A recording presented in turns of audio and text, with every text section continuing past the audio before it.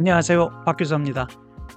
오늘은 세법에 있는 이자율을 통해서 화폐의 시간 가치가 세법상에는 어떻게 들어와 있는지 간단하게 한번 살펴보는 시간을 갖도록 하겠습니다.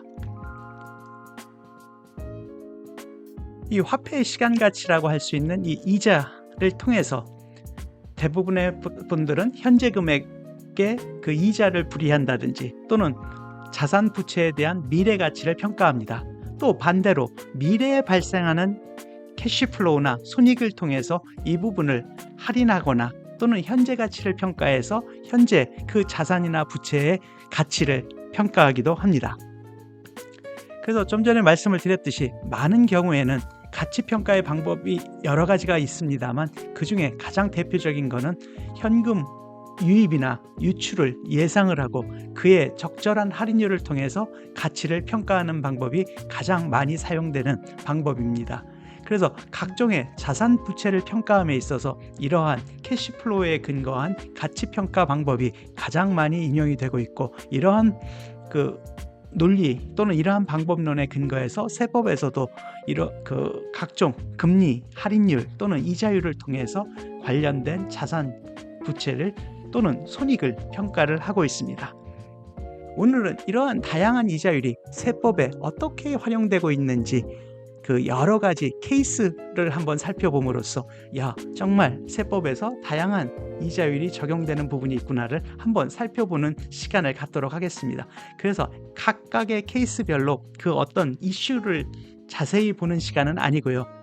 세법에서는 관련된 이자율이 이러한 세법 안에서 이렇게 적용이 되고 있구나를 크게 한번 살펴보는 시간으로 생각하시면 될 것 같습니다. 그래서 첫 번째로는 법인세법의 부당행위 계산 부인 시 적용할 당좌대출 이자율 부분이 있습니다. 이러한 당좌대출 이자율도 화면에서 보시는 바와 같이 지금 현재로서는 연 4.6%로 정해져 있어서 이 이자율에 따라서 부당행위 계산 부인 시 적용을 하고 있습니다. 그리고 두 번째로는 국제조세 조정에 관한 법률에 따르면 국외 특수관계인과 내국 법인 간의 어떤 관련된 법상의 금액을 반환을 하는 경우 관련 금액의 반환이자를 결정을 해야 되는 경우가 있습니다. 그런 경우에 있어서도 이러한 국제조세 조정에 관한 법률이기 때문에 그 통화별로 지표금리가 필요합니다. 따라서 이러한 경우에 있어서도 관련된 이자율에 대한 부분이 관련 세법에 규정이 되고 있습니다.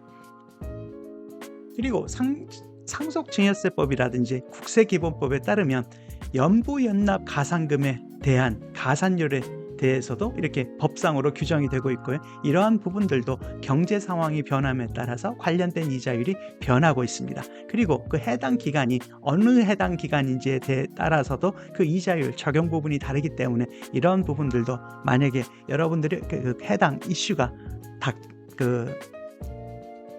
닥치시면 그러한 부분들을 잘 확인을 해보시고 정확히 계산하시는 게 필요합니다. 그리고 네 번째는 국세환급금 계산 시에도 관련된 적용할 이자율이 이렇게 정해져 있어서 참고를 하시고 정확히 계산하시는 게 필요합니다. 다섯 번째입니다. 부동산의 임대보증금에 대한 수익 금액을 계산하는 경우에도 이자율이 필요합니다. 따라서 그 이자율도 법인세법 시행규칙에 관련 이자율이 규정이 되어 있습니다. 그리고 여섯 번째, 부동산 임대보증금에 대한 부가가치세 과세표준을 계산하는 경우에도 이자율이 필요합니다. 그래서 이러한 부분들도 부가세법 시행규칙에 따라서 연 몇 퍼센트 이렇게 다 규정이 되어 있습니다. 다음은 정기금을 받을 권리의 평가 시에 적용할 이자율 부분입니다. 상속증여세법에 따르면 그 관련된 정기금을 받을 권리를 평가하는 경우가 있습니다. 이러한 경우에 있어서 물론 그 밑에 보시면 유기정기금 또는 종신정기금 그런 부분이 있습니다만, 이와 같이 유기정기금 같은 경우에는 이 밑에 박스에서 보시는 바와 같이 보험회사의 평균 공시율을 고려해서 기획재정부령으로 관련 이자율을 정하도록 되어 있습니다. 지금 현재는 연 3%로 정해져 있고요. 이러한 것에 따라서 앞부분에서 제가 말씀을 드렸듯이 이렇게 정기금을 받을 권리, 일종의 그 해당되는 사람에게는 어떤 자산에 대한 평가 시 적용할 이자율 부분들이 이렇게 법에 정해져 있음을 볼 수가 있습니다. 네, 그리고 8번째는 전환사채에 대한 부분입니다. 역시 마찬가지로 이 상속증여세법에 보면 이 전환사채에 대해서도 그 관련 규정에 따라서 평가하는 경우에 이자율이 필요합니다.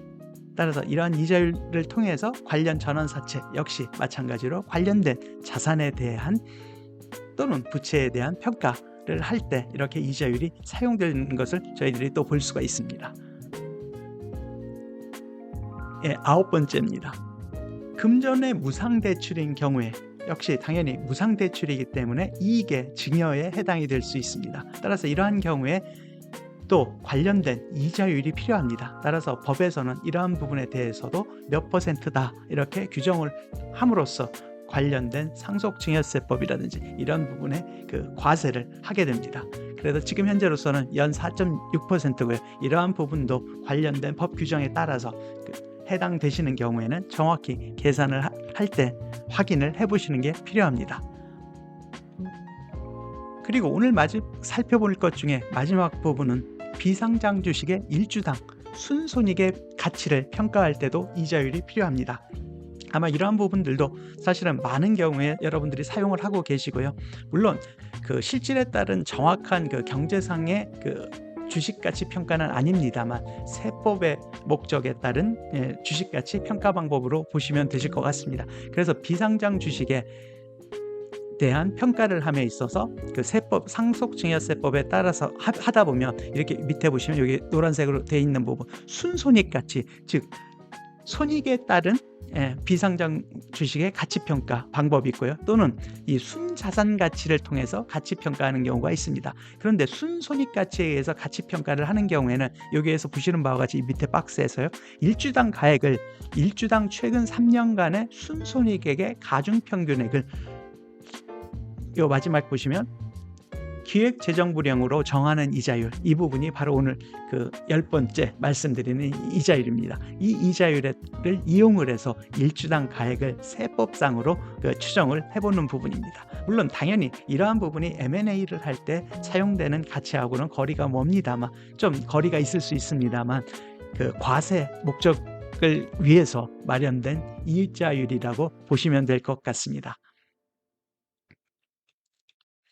그래서 오늘은 이 10가지 사례를 통해서 세법에서 또 역시 다양한 이자율이 사용되고 있음을 봤습니다. 무엇보다도 이러한 이자율은 기본적으로 과세 목적에 따라서 사용이 되고 있는 거고요. 그리고 과세 목적이라고 해도 해당 세법에서 그리고 그 관련된 규정의 목적에 따라서 그 이자율이 규정되어 있고 또 이러한 부분들도 경제 상황이라든지 관련된 제도의 그 상황이 바뀜에 따라서 이 이자율도 바뀝니다. 그리고 이자율에 따라서는 해당되는 기간별로 적용되는 이자율이 다른 경우들도 있습니다. 그런 경우는 꼭 항상 확인을 하셔서 그 기간에 제대로 이자율을 적용을 하시는 것이 필요합니다. 실무상에서 그런 부분들이 사실 좀 복잡하고 어려운 부분일 수는 있습니다. 그래서 오늘은 세법상 다양한 이자율이 사용되는 것을 봤고요. 이런 부분을 통해서 여러분들이 향후 관련된 세금 이슈가 발생을 하시면 꼭 확인해 보시는 것이 필요한 부분입니다. 네, 오늘 또 들어주셔서 감사합니다. 구독과 좋아요도 부탁드립니다. 앞으로도 좋은 또 재미난 이슈 부분들이 가지고 여러분들과 같이 살펴보도록 하겠습니다. 감사합니다.